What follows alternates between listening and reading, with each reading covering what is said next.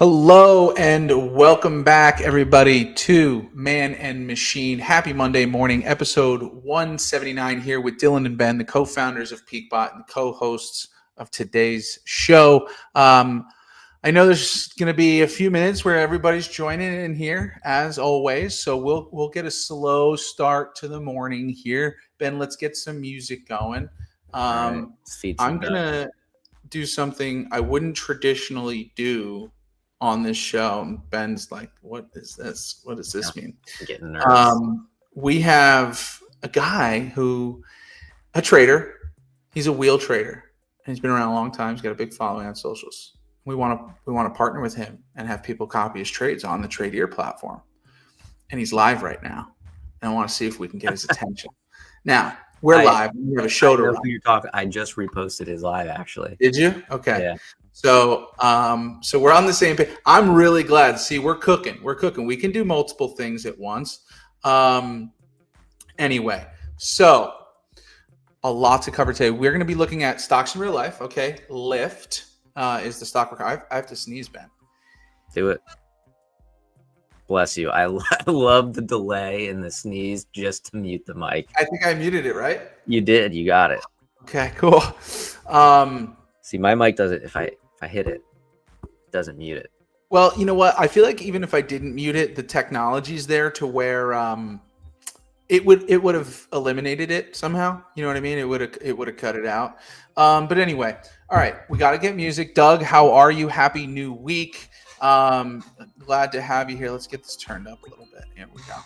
All right, so we're going to talk about Lyft, maybe put together a trade idea there, talk about our experiences with the stock in real life. We are going to talk about our hot bot of the week, our partner Terry's Tips. We spoke about this on Friday, but John Lewis, the trader behind automated trading with Terry's Tips, is absolutely crushing it. Up 55% year to date, has turned 40,000 into roughly 65,000. Okay, 60 and change, 62. So had an incredible year, and this isn't the first time he's done this. This is not a surprise to anybody, but we're just letting you know because it should be a surprise to you. So we'll talk about all that and more. Ben, let's get started. What do you think? Let's get jiggy with it. Wow. Okay.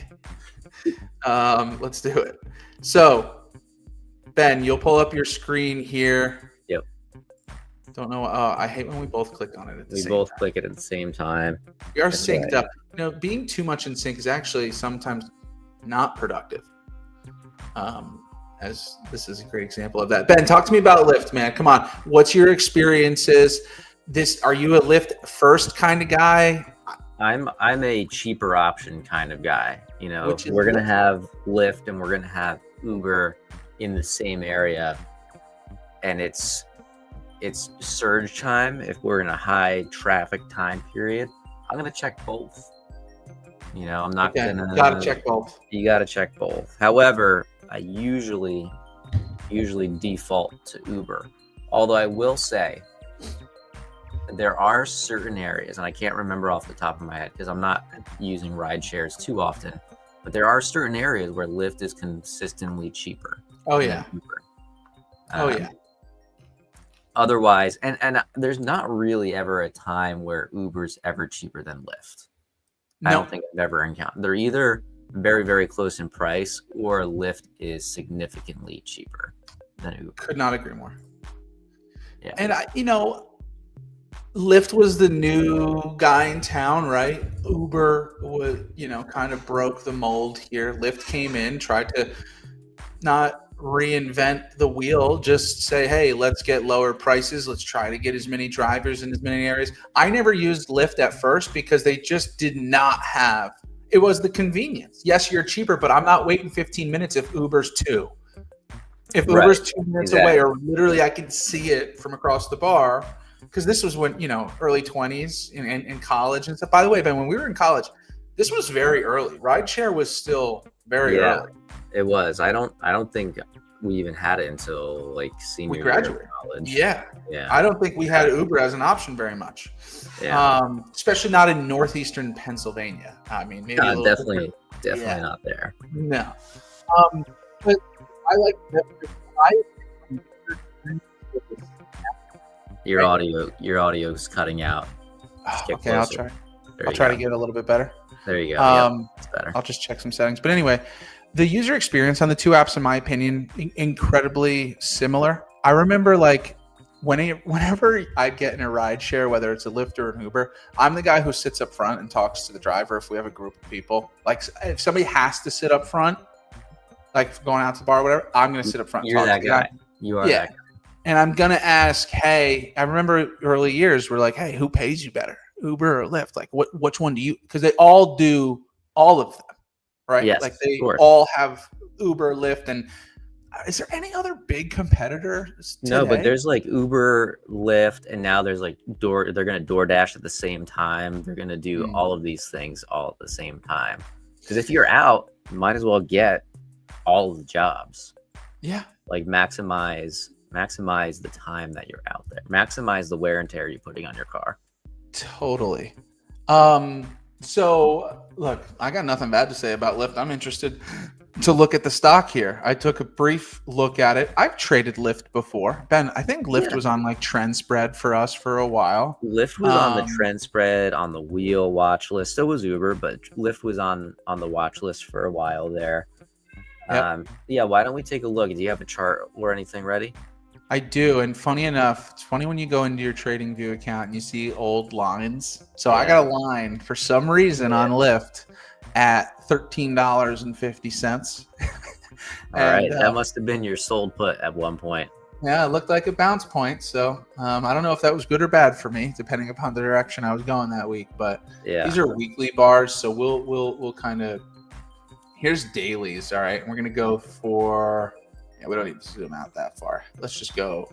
Here's 2025.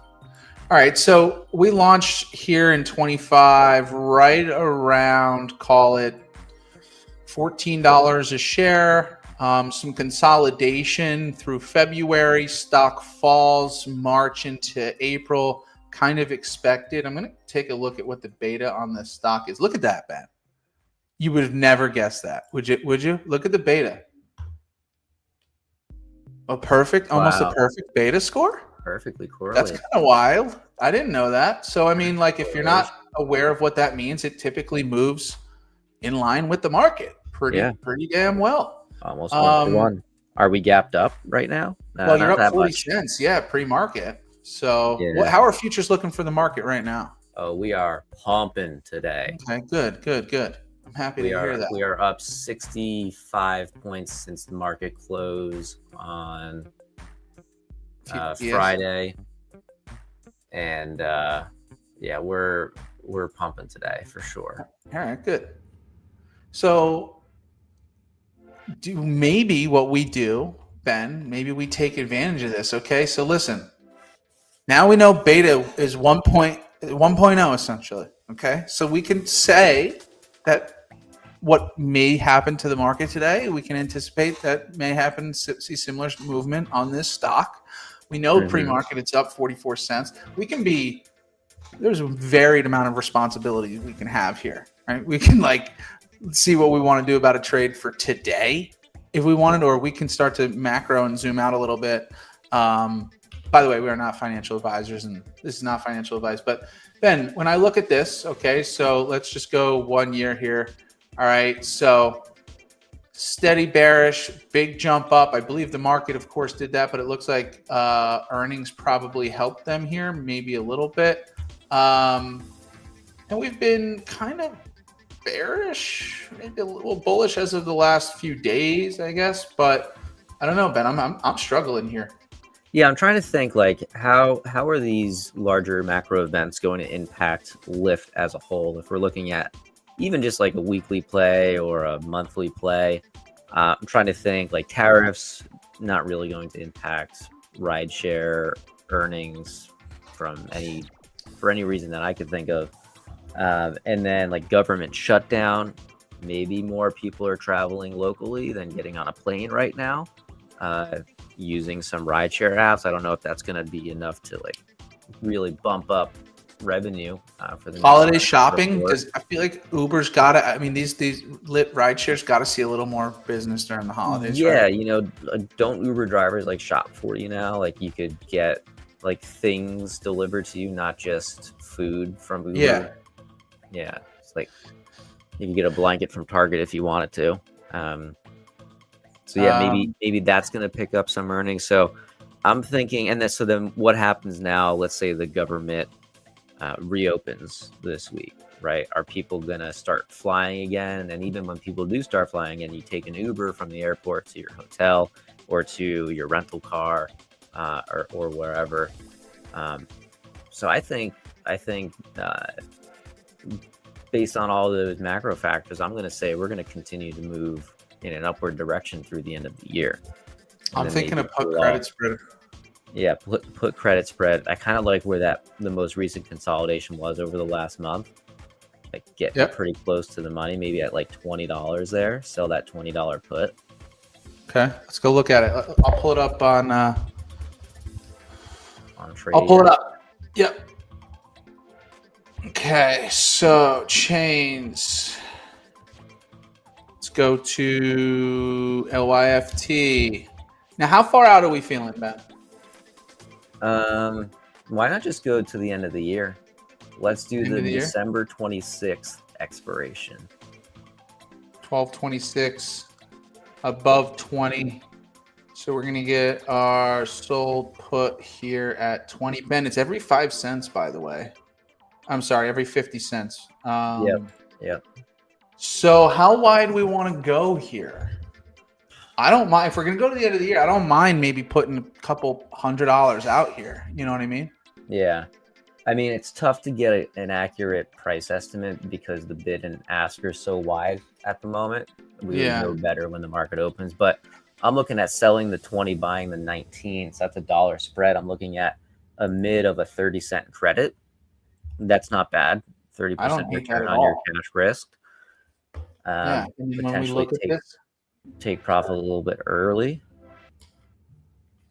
So we just got to stay above 20. Some real consolidation here. If we zoom out, the price. You know what's funny about? I mean, look, Ben. 20's been a real touchy point for them. Look at this. So we've bounced off of this $20 line here a number of times. We're going back years now, but we've definitely seen a level of both support and resistance at $20 over time. All right, so you know what, Ben? I gotta be honest with you. I think I'll put this order out there and just see if maybe it fills at 30 cents. I know it's a little wacky with pricing right now, but I'd be happy with 30 cents on the dollar there. I agree with Doug's comment, though. It's probably better to price the spread once there's some volume in it. Yeah, totally agree. It is wide, way too wide. Gonna have to wait till market opens. I think we could probably do better than 30 cents. Okay. And maybe if we moved a little bit closer to the money, took the $21 strike and bought the 20, you know, a little riskier. We're asking for Lyft to really not lose any value before the end of the year. But it could pay off a lot better. For these longer terms, I think I would want to go for like a 1-to-1 risk reward ratio. Like I'd want to get 50 cents on the dollar if we could. Okay. All right. So this is something to look at. Well, I'm going to make a note for myself once the market opens, kind of check on Lyft, what it's doing, what the volume's looking like, see if we can get an order out there. But okay, cool. You feel good about that? Yeah, I think so. All right. Not financial advice. We're not financial advisors. We just like looking at charts and getting an idea about stocks. And that's ours for today. All right, cool.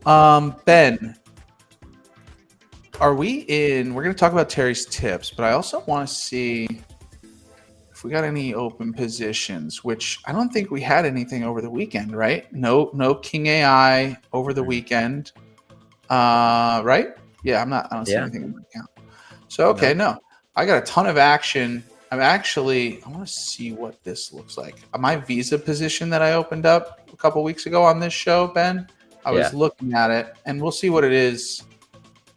I'm being too greedy. Like I'm leaving money on the table. Like I could probably make $40 on it, but if I just let it go, to expiration January 16th. It's looking good, It's just tough. It's about another $250 I'd be leaving on the table probably, but I don't know. So you could profit 40 now. You'd be leaving 200 ish. Yeah, I mean, it's. What do you want to do? I don't know. I'm not going to make that decision right now. But all right. So Ben, let's talk about Terry's tips. Okay. Let's spend some time on it. You've got Terry's tips live in, I believe, one of your accounts, retirement, whatever it might be. So he's been absolutely crushing it. Okay. And why hadn't we been talking about Terry's tips more? Well, let's be real, and we'll get the link up here on the chat because we're going to show you his results and you guys are going to love it. Here it is. terrystips.peakbot.com. Slower start to the year. At one point, market was giving us some trouble. March into April there, his account was down probably 10% across his 4 portfolios. So we had other strategies at the time that were outperforming that, and that's where our focus was. But boy, has John over at Terry's Tips been on a rip for the second half of this year. I'm going to pull up his cumulative results, all right, which look a little bit something like this. And if you're listening, we're actually putting together a promotion right now. We're going to be working on an offer because with Terry's Tips, he has a very unique way of doing things, and he trades 4 different portfolios, okay, all at $10,000 at the beginning of the year. All right, so when the year turns over, all of these reset back down to a starting balance of $10,000. Okay. He's been doing that every year for quite some time, at the very least, like 7 or 8 years. These are the 4 portfolios. Okay. So we have Boomer's Revenge, Rising Tide, Honey Badger, and Wily Wolf. These each trade a single underlying stock. Boomer's Revenge trades IWM. This one is Disney, QQQ, and Microsoft. Okay. Between the 4 portfolios, you can see here the total return year to date. If you started trading all 4 of them at the beginning of the year with $40,000 in cash available, your return is $62,000 right now. So $22,000 in profits since the beginning of the year. That's a whopping 55.2%. And he was even higher, right? It was a bloodbath this past week. So naturally, a lot of people took a little bit of a beating, but he was up over 60% YTD just this time 2 weeks ago. So, I mean, Ben, let's zoom in here. I mean, Boomer's Revenge, this was the hottest one for most of the year and what got him on this rip, but they've really all started to balance out now. So IWM, Boomer's Revenge portfolio, has made $8,000, returned an 80% return so far this year. And the IWM underlying has only made 9%. Right, Ben? You trade IWM on BenBot. It's not the easiest, stock to trade, right? I'm certainly not returning 80%. No. So on fire there. Disney, okay, Rising Tide, the second one here. This is the only one that's down, okay, year to date. It's down 6%. And here's what's beautiful about that. It's the only portfolio down, and we're down $600. You know what I mean? Like when all things considered here, we don't even feel that. That's falling out of our pocket. Honey Badger, 83.9%. So again, this is on 10K portfolios, so the math is easy. That's made $8,300. Wily Wolf trading Microsoft, $6,200. Okay. All 3 of those well outperforming the underlying stock, of course. So just as a reminder, Ben, maybe you can pull up the Terry's Tips user experience in the back end, because I think we're going to clip this and we need to be posting this. We need to be using this. So if you can just pull up, if you don't mind, putting you on the spot, just what the user interface looks like, because this is fully automated, people. Terry's Tips is a proud partner of PeakBot and Tradier. Okay, so this is exclusive to Tradier. All right, he's got an email, a newsletter, a trading newsletter that he's been putting out for 20 years, and he puts his trade ideas in there, and these are all copied from his account directly. So, Ben, why don't you show us how easy this is to use? Cool. Yeah, I mean, this is one of the more simple interfaces that we've got going on over at PeakBot here. I mean, you can see here just a quick how-to on getting started with the bot. You need to connect your Tradier account, of course, and then you've got these 4 different bots available to you. You got the 4 that we just went over: Boomer's Revenge, Honey Badger, Rising Tide, Wily Wolf. You can edit the amount of units you want to trade. So if I want to 2 units there, I can save that, and my buying power would be updated. Now, again, I was in earlier this year, so I was able to start at the $10,000 beginning portfolio value. That's how much cash I needed. I have not turned it off since then. If you were to start now, you would need whatever value the portfolio is at. But as Dillon mentioned, at the beginning of the new year, the first trading day in January, John will reset his accounts all to $10,000. So each bot will be starting with $10,000. So now's the perfect time to get into the end of the year while John is hot, and then he's going to keep that momentum going into the next year, hopefully. Obviously not a guarantee, right? Of course, but he's done this. He's got a track record. He's done this. Yeah. Do you have the track? Yeah. Let's just go. I'm pulling it up. Okay, you're gonna pull up his website. I'm pulling up our landing page. Okay. Yeah, pull up the landing page because we put a chart up there for it. But super easy to get started on Terry's tips. All right, so here's some info. We're going to zoom in, okay? So over the last 5 years, now this is 2020 to 2024. This is not even including the major year and 55% return for this year. But from 2020 through 2024, a 5-year stretch, 157% portfolio growth over that time. You can see the chart here, okay? He had a fantastic year in 2020, a tough one in 21, 22, recovery. All right, and then another just stellar year this year. So the pricing on this is going to be getting updated for obvious reasons. When you're making people $22,000 completely hands-free with north of a 50% annual return, we're going to make sure we price that appropriately for all parties involved, you, us, and our partner. So we right now, this is priced. If we were to go to the checkout page, it's not $49 a month. We have $149 a month or $199 a month. Okay, so let me get us out of the way here. This is terrystips.peakbot.com. All right, so you can get signed up now. This pricing is going to likely be going up. Don't quote me on that, but that's likely going to be happening here. So if you wanted to trade up to 3 units per portfolio, completely hands-free, exclusively on Tradier, it's only $149 a month. Or you can go to the Pro package where you can 10x these portfolios. And I mean, Ben, this is real cash. If you have the cash to be trading this, this is serious. That's a great deal. Just to put that in perspective, if you're subscribed to the Pro package at $199 a month, and you were maxing out 10 units per portfolio, that's $400,000.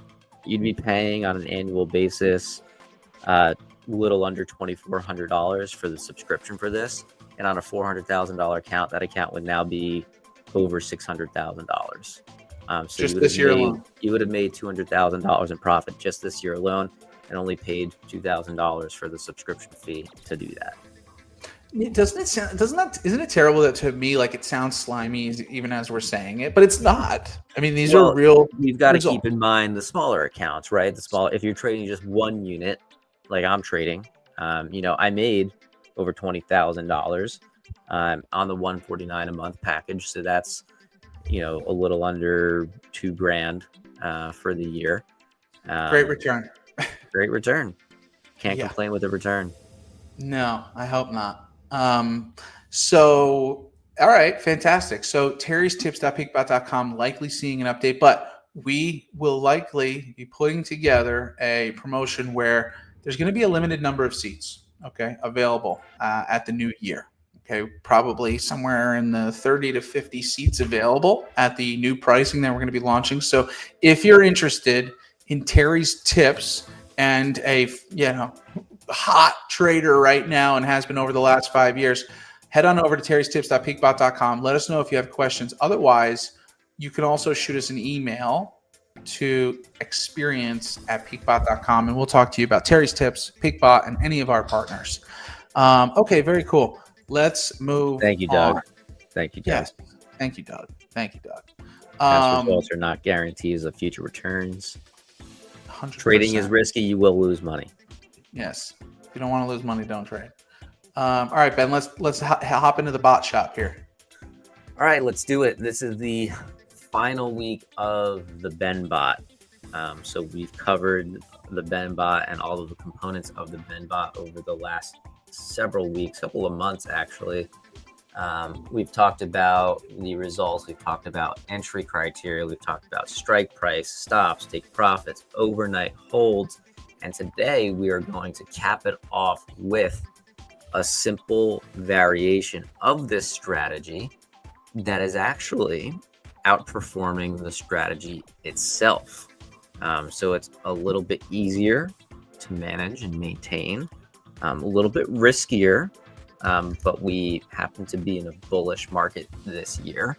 So this works during a bullish market, whereas the traditional BenBot strategy, it protects against a bearish market, right? So last week, again, we talked about overnight holds. What does it look like if we did not have any overnight holds, which is typically the goal with the BenBot? There's pros and cons for that. There's sometimes a possibility to where in the BenBot we will hold a position overnight, but we will always have a protective put if that is the case. That actually was the case for one of the days last week. Made like $200 on that put that we held overnight, so that was pretty nice. It turned what would have been 2 losing days in a row into a day with a small win and then just a normal losing day. So that was solid. And then finally, this last box here, and this is what we're going to compare, holding overnight with no protection. So I'm going to put the results on screen because I've been trading both of these types of strategies for the last, what was March, 8 months now. Here's what we see. The dark colored results up top, that's one account. And then the lighter colored screenshots, that's the other account. Of course, that's just a spreadsheet where I've been tracking the BenBot trades. But here is my balance from trading IWM since March 5th this year. Total amount that I've made doing that on the simple strategy is $4,700. Now trading the BenBot on my Tradier account, you can see the equity curve here. We were crushing it, kind of hit just some chop here, and then we took a big dip last month. Now we're kind of working our way back up. Total amount that we're up since March 5th is $2,800. So about $2,000 less than the simple variation of the strategy. But what we don't see, and I tried to find some examples, and I just kind of couldn't figure out a way to make it look really nice. There are going to be some days where you lose like $1,000 on the simple strategy, right? Yep. If you're holding shares overnight and we get a nasty gap down, we don't have any sort of protection on it, you're going to get into a bad position. And it's especially going to suck if that was the first day that you started trading that bot, right? or that strategy manually. And hey, it's going to happen. It happens. It has to happen to someone. And if you're listening right now and you're thinking that's what would happen to me, you're probably right.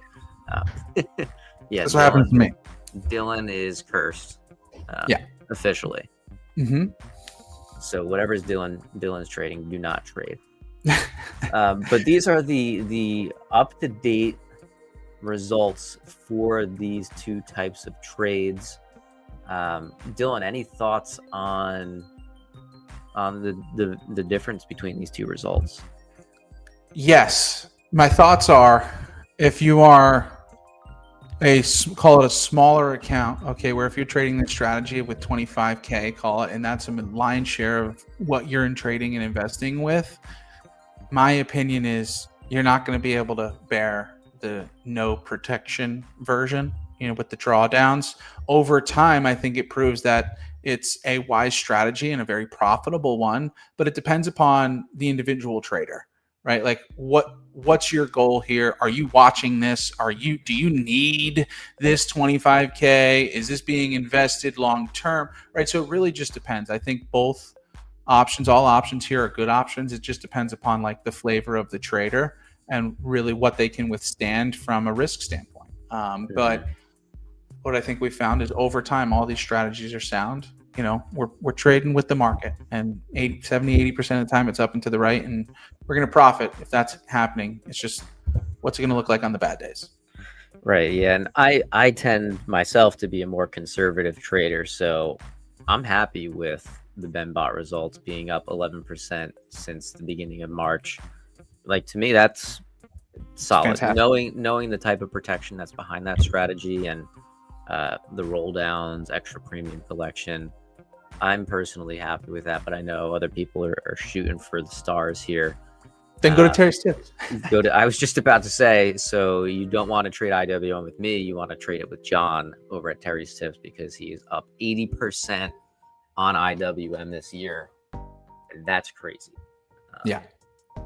So the way that this works, this simple variation of the PeakBot strategy, is you simply, if you're starting out today, right after the market opens, call it before 9:40 a.m. Doesn't really matter what the time is. It does and it doesn't.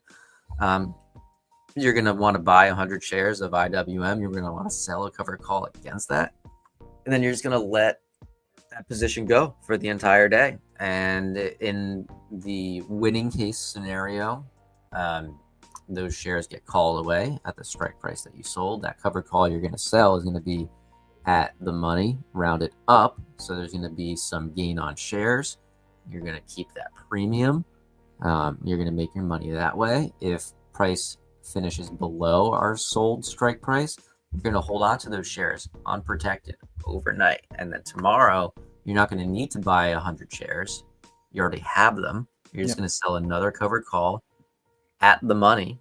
So it doesn't matter what your strike price was yesterday or what the stock price was yesterday. Today you're taking the stock price, you're going at the money, round it up again.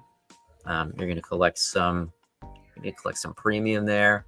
And then you, of course, have a chance of having those shares called away at the end of the day. And that does remove your overnight risk. But again, if you don't get those shares called away, you're holding overnight. If those shares do get called away, then tomorrow you're going to buy the shares back when the market opens and sell that covered call. So every day you're either selling a covered call or you're buying shares and selling a covered call. Yep. Just want to get this example up on screen here for people, Ben, so they can kind of visualize what's happening here. Bot enters in the morning, as Ben said, before 9:40, buys your shares if you don't already have them, and sells a call at the money. There it is. So this was a great example of an $88 win back in July, and there's been plenty since. So fantastic. Just want to show that. Cool. All right. That about wraps it up for the PeakBot on the bot shop. I think next week, because we got to keep this moving, right? We got to. Do we go into King AI? Rolling through our bots. We're going to go through King AI. I need to think about how we're going to do that, because really at the surface level, and if you tuned into the Tradier Summit last week, there was a slide that had a visual of an iceberg on it, right? We would really only talk about the tip of the iceberg part. We wouldn't really get into the AI stuff. One, because I'm not very well versed in explaining all of that. Two, I don't think we want to bring a developer on the show. I have an idea.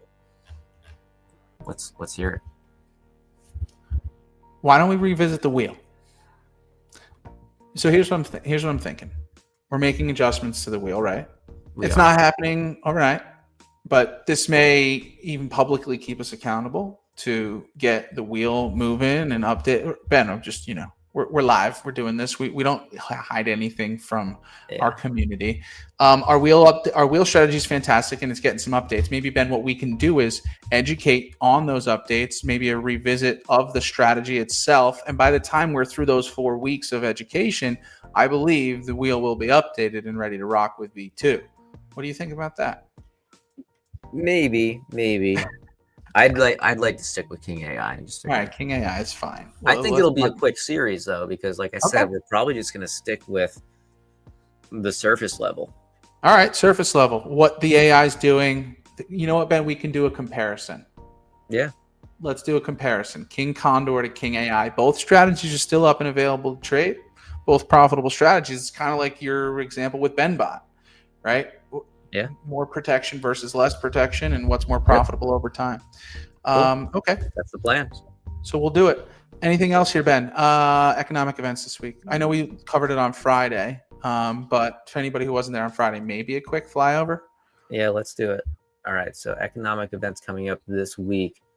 We've got nothing much going on today. And I don't know why TradingView has Veterans Day listed as today. It's tomorrow. But nice. We'll stick with it. Tomorrow, not much going on either. Got some ADP data in the morning pre-market. Wednesday, we've got a 10-year note auction. That's going to cause Max's bots to be off. We also have a lot of Fed speeches. There must be some sort of event going on. We'll have to look into that. Makes me nervous for Tuesday going into Wednesday, even though it's not Jay Powell speaking. It is a lot of Fed members that are speaking. We'll take a close look into that, but I don't anticipate turning bots off for that. Now, Wednesday into Thursday, we've got CPI data, we got jobs data, we've got data on Thursday, plus a 30-year bond auction. So bots will be off Wednesday going into Thursday. King AI, though, will be on. We are letting AI make the decisions for us. And then Thursday going to Friday, PPI, we'll trade through that. We've got retail sales. There is a fair amount of data, but historically that data hasn't busted up our strategies. And Doug brings up a good point. Looks like the government will reopen at some point this week. And who knows what that means for the market. If any of us knew what that meant for the market, if any of us knew what anything meant for the market, yeah, we'd be rich. We would be. All right, excellent. So a couple things to look out for. Maybe some bumps in the road in the middle of the week. We'll have to dive a little bit deeper there, but excellent. Ben, I think that pretty much covers us for today. Just as a recap, we put together a trade idea with Lyft. We'll see what happens when the market opens. We talked about Terry's tips. We reviewed his results and his site, fully automated copy trading with PeakBot and Tradier, up 55% year to date, absolutely crushing it. And learned about the BenBot, economic events, and we're out. So we will be live again Friday at noon Eastern for our second show, The Automation Station. Join Ben and I for more details about our strategies, results, trader trivia, opportunities to win some free PeakBot, and more. Thank you so much for tuning in. And as always, we'll see you at the peak. Take care, everybody.